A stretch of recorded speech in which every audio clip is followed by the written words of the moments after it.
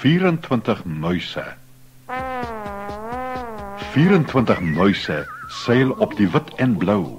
En al skip is tjok en blok vol lekker goed vir jou. Daar is lekkers op die dekke, appels gepak in hout.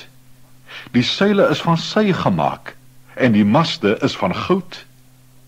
Die 24 muisies wat rondstap op die dek, doen allerhande werkies en dra kettings om hul nek. Die muisies is matrose en 'n eend is die kaptein. Hy kyk eers hoe die wind gaan waai en sê toe, "Nee, dis fyn."